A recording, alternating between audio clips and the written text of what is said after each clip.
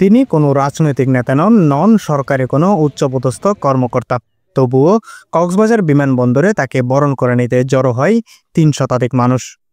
মহেশখালীর প্রবাসী যুবক মোহাম্মদ শাহাবুদ্দিন বিমান থেকে নেমে বের হয়েই অভিষিক্ত হন ফুলেল ভালোবাসায়। শুভাকাঙ্ক্ষীরা তাকে বরণ করে নেন এবং কুশল বিনিময় করেন। প্রবাসী থেকে উপার্জিত অর্থ দিয়ে তিনি দেশে চালিয়ে যাচ্ছেন মানব সেবা।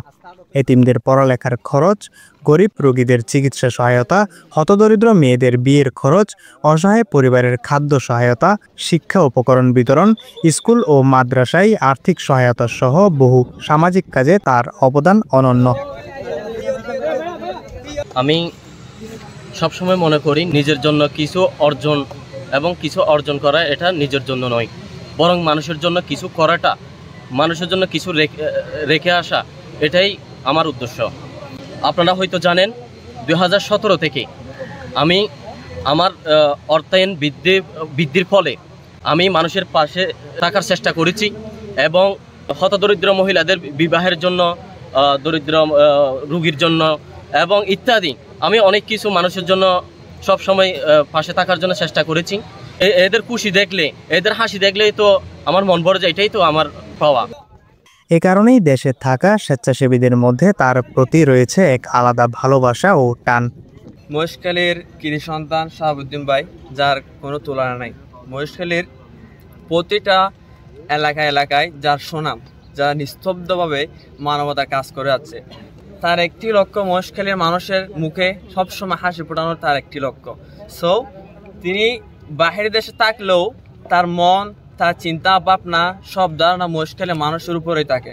যিনি আমাদের মহেশখালীতে প্রত্যন্ত এলাকাতে আমাদের এলাকায় যেগুলো অবহেলিত মানুষ, গরিব দুঃখী মেহনতি মানুষ, যাদের এই দুস্থ অসহায় গরিব দুঃখী গাওয়ারিশ থেকে শুরু করে অনেক মানুষের সেবা দিয়ে যাচ্ছে, যেগুলো আমাদের মানুষের জন্য অনুপ্রেরণামূলক। সেজন্য অনুপ্রেরণামূলক কাজের জন্য আমাদের সবাইকে এরকম অনুপ্রেরণা দিতে হবে। যদি আমাদের সমাজে এরকম মানুষের যদি অনুপ্রেরণা না দিই, তাহলে আমাদের এরকম মানবিক ব্যক্তিত্ব হয়তোবা নিচে পড়ে যাবে।